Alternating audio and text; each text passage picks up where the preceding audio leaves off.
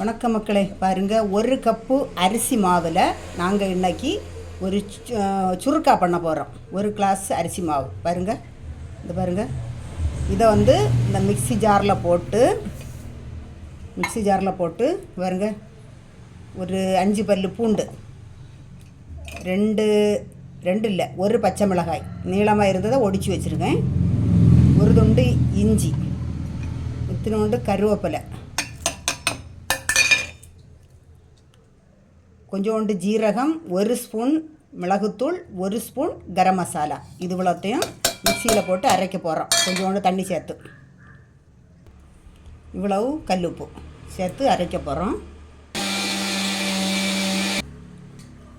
பாருங்க, இப்படி அரைச்சி எடுத்து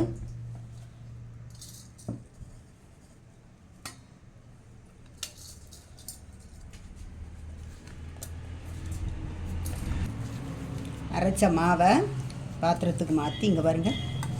இப்படி விரவி உருண்டை பிடிக்கணும். இப்படி வச்சுக்கிட்டு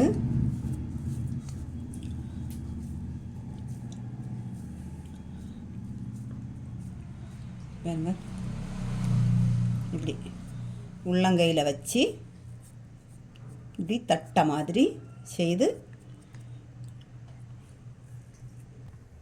பாருங்கள். சீனி சட்டி வச்சு அதில் கொஞ்சம் எண்ணெய் சேர்த்துருக்கோம். இந்த எண்ணெய் காஞ்சதுக்கு பிறகு இந்த கருவேப்பிலையை இதில் போடுறோம். இதில் கொஞ்சோண்டு எண்ணெய் ஊற்றி வச்சுட்டு இந்த எண்ணெயை கையில் எடுத்து ராவணம் பார்த்துடுங்க. இங்கே பாருங்க, இலையில் வச்சு ராவியும் போடலாம். இது நான் கையில் வச்சு இப்படி தட்டை பண்ணுறதுக்காக பாருங்க. இப்படி பண்ணி எண்ணெய் காஞ்சாச்சு, அதில் போடுவோம்.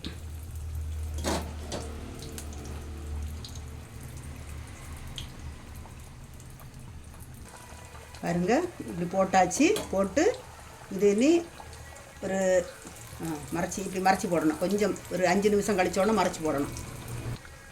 பாருங்க, இது எழுப்பி பாருங்க, பொன்னிறம் ஆன உடனே இதை எடுக்கணும். நல்ல சிவந்து பொன்னிறம் ஆன உடனே எடுக்கணும். பார்த்துருங்க. பாருங்க, முறுமுறுன்னு சாப்பிடுறதுக்கு சூப்பராக இருக்கும். சிலவங்க இதை தட்டைன்னு சொல்லுவாங்க. நாங்கள் சுருக்கா, அரிசி மாவில் பண்ணின சுருக்கா.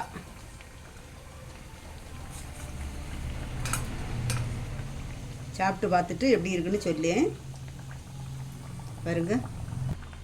பாருங்க, இது நல்ல சாஃப்டாக சுவையாக அழகாக இது பார்த்துருங்க. இதுபோல் நான் பண்ணின மெத்தடில் பண்ணி பார்த்து சாப்பிட்டுட்டு இது பிடிச்சிருந்தா லைக் பண்ணுங்கள், ஷேர் பண்ணுங்கள், சப்ஸ்கிரைப் பண்ணுங்கள்.